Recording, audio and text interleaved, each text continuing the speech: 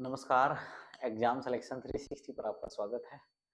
हम वापस आ चुके हैं आज की क्लास पढ़ने के लिए और डेली की तरह हम जो रोज चीजें पढ़ रहे हैं हमने आपको पढ़ाई है। लास्ट कुछ समझौते, कुछ युद्धाभ्यास, जैसे कल हमने कुछ और काम की चीजें बात करी थी कुछ खिलाड़ियों को लेकर। आज फिर वापस बात करते हैं कि जो आज किस खिलाड़ी को जो है बीसीसी जो सॉरी बीबीसी जो वुमेन अवार्ड किसको मिला है। और इसके अलावा जो अभी हाल ही में जो नया जो 2030 प्रशांत महासागर को लेकर जो बैठक होनी है उसकी मेजबानी को लेकर कुछ चर्चा हुई है, वो काम के क्वेश्चन है। तो ऐसे ही हम अच्छी तरीके से क्वेश्चन पढ़ते रहेंगे डिटेल में। तो सबसे पहले मैं आपको वापस ये बता दूं कि जितने भी आप जो ये क्वेश्चन पढ़ रहे हो, मैं ये कह सकता हूं गारंटी से कि जितने भी क्वेश्चन आपको बताए जाएंगे वो सारे के सारे क्वेश्चन जो है आपके एग्जाम में आएंगे ही आएंगे। देखो, क्लास थोड़ी स्लो हो सकती है बट मैं इतना जरूर बताऊंगा कि जो चीज आपको बताई जाएगी वो ऑथेंटिक बताई जाएगी, बिना वजह की कोई बात या हवा हवाई कोई चीजें मैं नहीं करता। मैं डायरेक्ट जो मुद्दा होता है मैं उसी पे बात करता हूँ। तो सबसे पहले मैं रोज की तरह आपको बताता हूँ पहले क्वेश्चन की बात कि लाओ खोवा बुरहा चापारोसी वन्यजीव अभयारण्य किस शहर में स्थित है। ठीक है, किस शहर में स्थित है। अगर आपसे पूछा जाए किस राज्य में होना चाहिए ये क्वेश्चन के किस राज्य में स्थित है। ठीक है, तो आपको ध्यान रखना है लाओ कोवा बुरहाचा पोरी वन्यजीव अभयारण्य किस जो राज्य में स्थित है। अगर आपसे पूछा जाए तो ये आपका जो है असम राज्य में स्थित है। किसमें? असम में।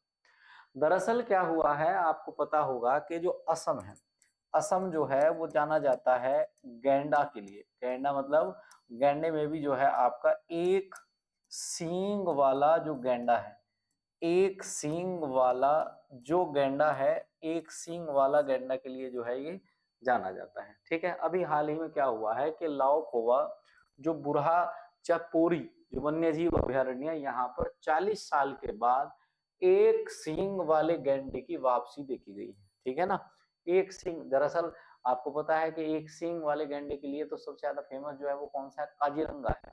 बट क्या हुआ है कि इसमें अब वापसी देखी गई है और ये असम के दीपोर बिल रामसर साइट की तुलना में जो है अधिक पक्षियों को जो है आकर्षित कर रहा है। जो आपका एक दीपोर बिल रामसर साइट है ना असम में, उससे ज्यादा कहीं ये क्या कर रहा है, पक्षियों को पशुओं को आकर्षित कर रहा है, इसलिए जो है चर्चा में है। ठीक है, असम के नगांव जिले में स्थित है जो 7.13 वर्ग किलोमीटर में है। इसे 2007 में Kaziranga tiger reserve buffer zone में क्या किया गया था? नॉमिनेट किया गया था। और अगर बात करें तो ये अभ्यारण्य उत्तर को छोड़कर सभी तरफ से मानव प्रधान क्षेत्रों से घिरा हुआ है। मतलब ये चारों तरफ से जितने भी मानव प्रधान का मतलब है जो आदमियों के रहने वाली जो जगह है, ट्रांजिशन जोन है, उन सब में जो है ये क्या है? घिरा हुआ है। ठीक, इसके अलावा आपको ध्यान रखना है, मैंने आपको बताया ही है कि असम असम में एक जो है क्या है आपका काजीरंगा राष्ट्रीय उद्यान। ठीक है, असम में काजीरंगा राष्ट्रीय उद्यान है। ठीक है, काजीरंगा राष्ट्रीय उद्यान है। क्लियर है ना? क्या है? असम में काजीरंगा राष्ट्रीय उद्यान है। क्लियर? अगले प्रश्न पर आते हैं। अगला क्या है? हिंद महासागर सम्मेलन जिसको आईओसी कहा जा रहा है। ठीक है, आईओसी आईओसी। ठीक है, हिंद महासागर सम्मेलन का 8वां संस्करण कहाँ आयोजित किया गया? ठीक है, अगर आपसे पूछा जाए कि इंडियन ऑन ओशियन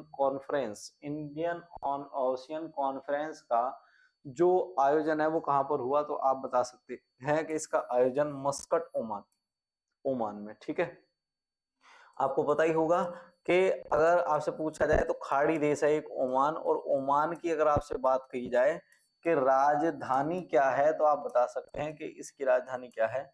मस्कट है। ठीक है, ये एक तेल बेचने वाले ओपेक देशों के समूह का प्रमुख देश है। इसकी पूरी जो अर्थव्यवस्था है वो किस पर? तेल पर जो है टिकी हुई है। क्लियर है? इसमें बात करते हैं और क्या क्या हुआ।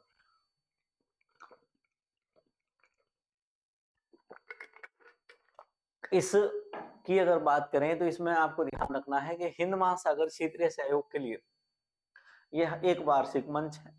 यहाँ हर साल जो हिंद महासागर से सीमा टच करने वाले जो क्षेत्र हैं वो सभी के सभी जो इसमें हैं वो क्या है, इसमें शामिल होते हैं। साथ ही में ध्यान रखना है कि यहाँ पर जो प्रमुख मुद्दे हैं उनके लिए, जैसे जो ट्रैवलिंग की जा रही है, यहाँ से जो आपके जो इंटरनेट लाइनें बिछाई जा रही हैं या गैस पाइपलाइन है, उस तरह के मुद्दों पर, और इसका जो हम कह सकते हैं महासागरों में जो कोरल ब्लीचिंग की घटना बढ़ रही है उस पर जो है इसमें क्या की जा रही है, चर्चा की जा रही है। हिंद महासागर की अगर बात करें तो हिंद महासागर ऐतिहासिक रूप से पहले से ही जो है क्या है, एक व्यापारिक मार्ग रहा है, और विशेषकर पल्लव और चोल और आंध्र जैसे जो राजवंश हैं उन्होंने हिंद महासागर का बड़े रूप में जो है क्या किया है, प्रयोग किया है। ठीक है, अगर बात करें तो विश्व के कंटेनर यातायात का 70% जो कंटेनर यातायात है वो प्रशांत महासागर से होकर जाता है, हिंद महासागर से होकर जाता है। और भारत के जो ऊर्जा व्यापार की अगर बात करें, भारत का ऊर्जा व्यापार मतलब तेल और गैस, उससे संबंधित जो ऊर्जा व्यापारिक चीजें हैं वो 90% जो है वो किससे आती हैं, हिंद महासागर से आती हैं। किससे आती हैं, हिंद महासागर से आती हैं। दुनिया के सबसे बड़े महासागरों में से एक महासागर है कौन सा, हिंद महासागर। अगला प्रश्न, फरवरी 2025 में महत्वपूर्ण खनिजों में सहयोग को बढ़ावा देने के लिए किन देशों ने ट्रस्ट की पहल की है। ठीक है, आपको समझ में आ रहा होगा कि महत्वपूर्ण खनिजों में सहयोग को बढ़ावा देने के लिए किन दो देशों ने ट्रस्ट पहल, ठीक है, एक क्वेश्चन है, ट्रस्ट पहल जो है किसने शुरू की है, तो ये भारत और अमेरिका ने। ठीक है, बात किससे कर रहे हैं, भारत और अमेरिका के द्वारा जो है ये क्या की गई है, पहल शुरू की गई है। जरा इसमें बात करते हैं क्या है।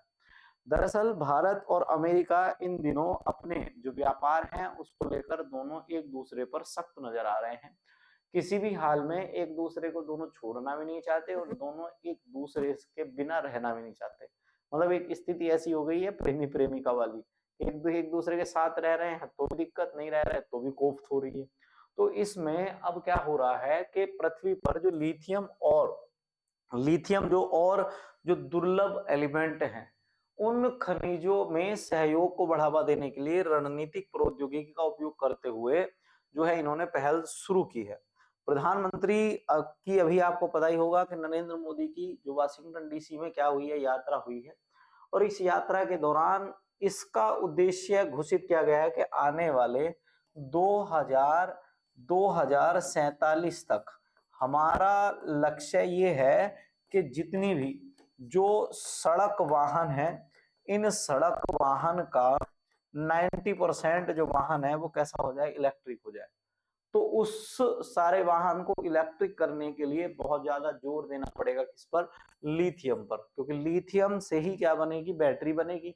और जो ई रिक्शा है या आपकी ई बाइक है या ई कार है, सभी में आपकी लिथियम की बैटरी का प्रयोग हो रहा है। हाल ही में अभी जम्मू कश्मीर में लिथियम के भंडारण का जो है एक रिसर्च सामने आई थी कि भारत में लिथियम के भंडार जो है मिले हैं।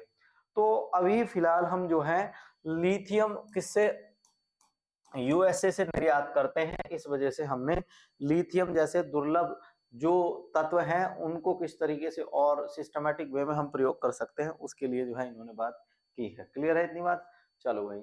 इसका उद्देश्य मैंने आपको बता ही दिया है कि सुव्यवस्थित तरीके से जो इंडस्ट्रियल हस्तांतरण है उनकी जो बाधाएं आ रही हैं उसको जो है सुधारने का ये प्रयास कर रहे हैं। ठीक, इसके अलावा अगले प्रश्न पर बात करते हैं, किस संगठन ने कल्पना कीजिए ऐसी दुनिया में जहां विज्ञान में अधिक महिलाएं हों। अभियान का नाम है कल्पना कीजिए ऐसी दुनिया जहां विज्ञान में अधिक महिलाएं हों। ये अभियान किसके द्वारा स्टार्ट किया है, United nation environment scientific corporation जो है आपको पता ही है जिसका नाम क्या है, यूनेस्को, संयुक्त संयुक्त राष्ट्र शैक्षिक वैज्ञानिक सांस्कृतिक संगठन का नाम क्या है, यूनेस्को है। क्लियर है, क्या नाम है इसका, यूनेस्को है। तो यूनेस्को ने क्या किया है, अभी महिला, दरअसल भारत की बात नहीं है पूरी दुनिया की बात है, कि ये तो बात कंफर्म है, ये तो बात माननी ही पड़ेगी कि भारत से ज्यादा जो है, भारत से कहीं ज्यादा यूरोपियन महिलाएं आगे हैं। इसके अलावा यूरोप में भी पुरुषों की अपेक्षा महिलाएं विज्ञान के क्षेत्र में क्या है, कम है। तो यूनेस्को ऐसा प्रयास कर रहा है कि जितने पुरुष व्यक्ति विज्ञान के क्षेत्र में है, ठीक उतने ही महिलाएं भी विज्ञान के क्षेत्र में हैं। और अगर महिलाएं बल्कि पुरुषों से ज्यादा हों तो कल्पना कीजिए ऐसा विज्ञान कैसा होगा। ठीक है, तो उसके लिए जो है इन्होंने जो है ये अभियान चलाया है। इसमें ध्यान रखना है कि एवरी वॉइस इन सेंस का उपयोग करके विज्ञान में विविध दृष्टिकोणों को बढ़ावा देने के लिए प्रयास लगातार किए जा रहे हैं। संयुक्त राष्ट्र महासभा ने 2015 में 11 फरवरी को विज्ञान में महिलाओं और लड़कियों के अंतरराष्ट्रीय दिवस के रूप में जो है घोषित किया था। खैर ये बहुत अलग तरीके का दिवस है। हाँ, अगर आप जाओगे आरपीएफ का पेपर देने और अगर आप दोगे एमटीएस का पेपर और अगर आप दोगे सीएचएसएल का पेपर, तो पता है वहां पर तुम्हें यही वाले दिवस मिलेंगे जो बिल्कुल अलग हैं कि महिलाओं और लड़कियों के अंतरराष्ट्रीय दिवस के रूप में किसे घोषित किया गया है। तो तब आएगा कि जो है किसको 11 फरवरी को घोषित किया गया 2015 में। ठीक, अगर बात करें तो भारत में स्टीम नामांकन में 43% महिलाएं हैं। ठीक है, स्टीम नामांकन में लेकिन 18.6% वैज्ञानिक है और 25% R&D परियोजनाओं का नेतृत्व कर रही है। मैंने एक बार आपको जो एक ये स्टीम जो परियोजना है ये एक प्रकार की शॉर्ट फॉर्म है, एक प्रकार की क्या है, शॉर्ट फॉर्म है। इस शॉर्ट फॉर्म को जो है मैंने एक बार आपको बताया था, तो जरा आप मुझे बताओ कि स्टीम की फुल फॉर्म क्या है। मैं आपको बता दे रहा हूं। मैंने एक बार उड़ीसा राज्य को जब मैं पढ़ा रहा था तो उड़ीसा राज्य को पढ़ाते समय ये बहुत डिटेल में जो है आपको बताया था। इसके बारे में जरा आप मुझे बताओगे कमेंट करके, मैं देखता हूँ किस किस बच्चे को ये याद है। बीबीसी पैरा स्पोर्ट्स वुमेन, देखो यहाँ शब्द भले से ही पैरा लगा हुआ है पर sports women of the year या para sports women of the year का जो अवार्ड है वो किसको दिया गया है, मनु भाकर को दिया गया है 2024 में। ठीक है, 2024 का है, ये वाली बात ध्यान रखना। दरअसल मैं आपको ये बात बता दूं कि 2024 में सबसे ज्यादा अगर किसी खिलाड़ी की महिलाओं में चर्चा हुई है तो वो कौन रही है, वो मनु भाकर रही है। तो मनु भाकर एक तो चर्चा का विषय रही है। इसको जो है sports women of the year 2024 की विजेता चुनी गई है। इसके अलावा दिल्ली में जो डायरेक्टर जनरल टिम डेवी हैं, जो बीबीसी के जो डायरेक्टर जनरल हैं जिनका नाम है टिम डेवी, और भारतीय मुक्केबाज जो है मैरी कॉम। ठीक है, मैरी कॉम ने क्या किया है, मनु भाकर को जो है ये अवार्ड दिया है, ये बात ध्यान रखनी है। अवार्ड के बाद मनु भाकर ने बीबीसी को ये कहा है कि उनका जो जीवन है काफी उतार चढ़ाव से रहा है। अभी चर्चा में आई भी थी कि इनके मामा जी जो है इनकी नानी को लेकर जो है कहीं जा रहे थे तो किसी एक्सीडेंट में जो है इनकी मौत भी हो गई थी उनकी। उसके बाद जो है ये काफी समय तक जो है थोड़ा डिस्टर्ब रही। बाद में बहुत सारी चीजें हैं। देखो जीवन में चाहे कोई खिलाड़ी हो, चाहे कोई सामान्य व्यक्ति हो तुम्हारे मेरे जैसा, चाहे कोई व्यक्ति कितना ही प्रसिद्ध है, जो व्यक्ति जितना ज्यादा प्रसिद्ध है, जितना ज्यादा जो है ऊंचे पद पर है, वो उतने ज्यादा ही स्ट्रगल अपने जीवन में कर रहा है। इस बात को आपको मानना पड़ेगा। ठीक है, इसके अलावा मैं आपको बता दूं कि जो मनु भाकर है, मनु भाकर ने दो पदक जो है 2024 के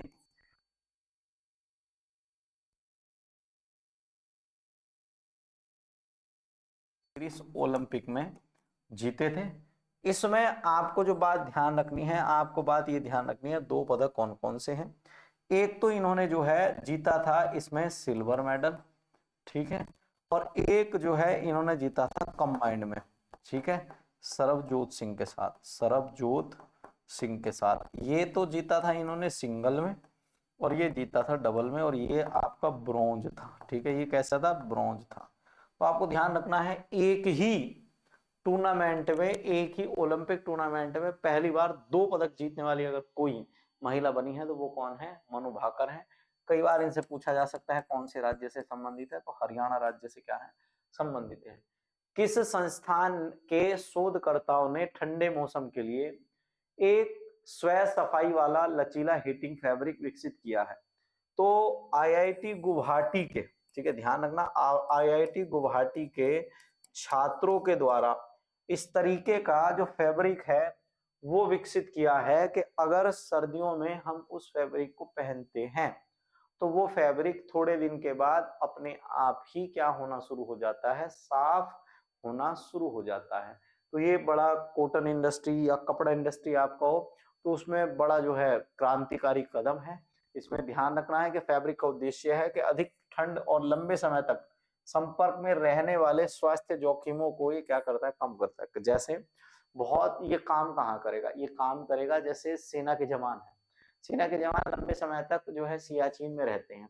तो अगर वो सियाचिन में रह रहे हैं तो ऐसा है कि -40 डिग्री टेम्परेचर में वो नहाएंगे, चाहे गर्म पानी हो या कैसा भी हो। अगर लंबे समय तक व्यक्ति नहाता नहीं है तो फिर क्या होता है, फिर उसके शरीर में बैक्टीरिया जमना शुरू हो जाते हैं कपड़ों की वजह से। तो अगर इस कपड़े का प्रयोग वो सैनिक करेंगे तो सामान्यतः वो जो इस तरह की बैक्टीरियल बीमारियां होंगी उन बीमारियों से वो आसानी से क्या कर सकते हैं, बच सकते हैं। ये बात ध्यान रखना। भारत ने किस सम्मेलन की मेजबानी करने का प्रस्ताव रखा है? अगर आपसे पूछा जाए तो पोंटिटियरी सम्मेलन 2030, ठीक है। जो प्लेनीपोटेंटियरी सम्मेलन 2030 है, इसकी मेजबानी रखने का जो प्रस्ताव है वो किसके द्वारा किया गया है? इसका ये जो है भारत ने कहा है। भारत ये कह रहा है कि अब दुनिया में सबके सामने अगर एआई की टक्कर अमेरिका की और चाइना की अगर कोई ले रहा है तो वो भारत ले रहा है। अब हम जो है एआई संचालित डिजिटल ट्विन प्रौद्योगिकी जो है वो दुनिया के सामने रखना चाह रहे हैं और इसमें जो है जितने भी जो नवाचार हैं उसको बढ़ावा देंगे हम। वैश्विक मानक जो हैं उनमें हम क्या करेंगे, धीरे धीरे थोड़े थोड़े बदलाव भी करेंगे जिससे क्या हो जाए, चीजें और सही हो जाए। भारत ने आईटीयू प्लेनिपोटियरी सम्मेलन 2030 की मेजबानी करने का प्रस्ताव रखा है और आईटीयू का मुख्यालय अगर आपसे पूछा जाए कहां पर है तो आप बता सकते हैं कि इसका मुख्यालय जेनेवा स्विट्जरलैंड में है। कहां पर है? इसका मुख्यालय जेनेवा स्विट्जरलैंड में है। ठीक, अगला क्वेश्चन। बर्लिन फिल्म फेस्टिवल में किस कार्यक्रम का आयोजन किया गया है? बर्लिन फिल्म फेस्टिवल की अगर बात करें तो इसमें world audio visual and entertainment summit के लिए आउटरीच कार्यक्रम वेव्स 2025, ठीक है। अब दोबारा मैं बता रहा हूं, बर्लिन फिल्म फेस्टिवल में किस कार्यक्रम का आयोजन किया गया है? तो world audio visual and entertainment summit के लिए आउटरीच कार्यक्रम वेव्स 2025 को जो है क्या किया गया है, रखा गया है। इसमें ये वाली बात आपको ध्यान रखनी है। ठीक, इसमें आपको और क्या बात कह सकते हैं, तो बर्लिन फिल्म फेस्टिवल में world audio visual entertainment summit के लिए आउटरीच कार्यक्रम का आयोजन किया गया है। ठीक, इसमें जो है यूरोपीय फिल्म बाजार में वैश्विक फिल्म निर्माताओं के साथ बातचीत की गई है और भारत की विरासत, तकनीक, प्रगति को जो है इसमें क्या किया गया है, प्रदर्शित किया गया है। ये बात आप ध्यान रखेंगे। शेखर कपूर ने भारत के बढ़ते जो आपका एवीजीसी एक्सआर सेक्टर है, वैश्विक स्तर पर हम रंगमंच में किस तरीके से हम दुनिया के सामने आ रहे हैं उस पर भी बात की है और देश को सशक्त बनाने के लिए प्रधानमंत्री मोदी के विजन पर जो है क्या किया है, जोर दिया है। ठीक, अब की बार अगर आपसे पूछा जाए तो भारत में जो फिल्म फेस्टिवल का आयोजन हुआ था, तो फिल्म फेस्टिवल का आयोजन जो है वो कहां पर हुआ था? भारत में फिल्म फेस्टिवल का आयोजन कहां हुआ था? गोवा में हुआ था। कहां पर हुआ था? गोवा में। आरबीआई ने नैनीताल बैंक पर कितने रुपए का जुर्माना लगाया है? तो आरबीआई ने 68.1 लाख रुपए का जुर्माना जो है लगाया है। दरअसल आरबीआई का ये कहना है कि ब्याज दरों और ग्राहक सेवा के मानदंडों का जो है नैनीताल बैंक क्या कर रहा था, उल्लंघन कर रहा था। अगर भाई कोई भी बैंक है, चाहे वो सरकारी है या प्राइवेट, अगर वो मानदंडों का उल्लंघन करेगा तो वो क्या करेगा, उस पर जो है आरबीआई बैंकों का बैंक है, वो क्या करेगा, सीधी सी बात है, वो उन पर जो है जुर्माना लगाएगा ही। ठीक है। अब इसमें उज्जीवन स्मॉल फाइनेंस बैंक है, उसने भी ऋण नियम उल्लंघन किया था तो उन पर 6.7 लाख का। श्रीराम फाइनेंस पर केवाईसी दिशा निर्देशों और क्रेडिट डेटा मानदंडों का पालन करने के लिए 5.8 लाख रुपए का जुर्माना लगाया गया था। ये वाली बात है। ठीक, तो आपको ध्यान रखना है कि आरबीआई क्या करता है, जितने भी जो बैंक होते हैं ना, आरबीआई क्या करता है, जितने भी बैंक होते हैं वो केवाईसी किस तरीके से कर रहे हैं, वो किस तरीके से लोगों से क्या कर रहे हैं, पैसा ले रहे हैं, किस तरीके से लोगों को पैसा दे रहे हैं, उनकी जो पैसा देने की दर क्या है, पैसा लेने की दर क्या है, उन सभी का जो लेखा जोखा है वो किसके पास होता है, आरबीआई के पास होता है। और कई बार जब आरबीआई जांच करता है तो इन पर मोटे-मोटे जुर्माने लगा देता है और इनके जुर्माने जो हैं ये इनकी रेपो रेट पर जो है काफी प्रभाव डालते हैं। किस मंत्रालय ने सभी सरकारी डिजिटल प्लेटफॉर्म को मानकीकृत करने के लिए digital brand identity manual launch किया है? तो अगर आपसे पूछा जाए तो आप कह सकते हैं केंद्रीय इलेक्ट्रॉनिक्स और सूचना प्रौद्योगिकी मंत्रालय के द्वारा सरकारी डिजिटल प्लेटफॉर्म को क्या करने के लिए, मैनुअल लॉन्च करने के लिए जो है एक जगह लाए हैं। प्लेटफॉर्म का ये लोगो है कि digital brand identity manual launch किया जाएगा। इसमें वेबसाइट, एप्स और सोशल मीडिया में एक रूपता सुनिश्चित हो सकेगी। इस मैनुअल का उद्देश्य नागरिक संपर्क में सुधार करना है, सरकारी सेवाओं तक पहुंच को सरल बनाना है और जितनी भी जो रिकॉल वैल्यू है उन सभी रिकॉल वैल्यू को क्या करना है, आगे बढ़ाकर जो है रखना है। तो इन तरह की सभी चीजों को आपको विशेषकर जो है ध्यान में रखते हुए चलना है और बाकी आप ऐसे ही पढ़ते रहिए। मैं आपके साथ चीजों को शेयर करता रहूंगा और डिटेल में आपके सामने सारी चीजों को बताता रहूंगा, ठीक है ना? तो लगातार पढ़ते रहिए, बढ़ते रहिए, लाइक शेयर सब्सक्राइब करते रहिए जिससे हमारा मनोबल भी बढ़ता रहे। तो आज के लिए मैं हर्षवर्धन यहाँ तक ही क्लास को रोकता हूँ। मिलते हैं कल फिर एक क्लास में। धन्यवाद।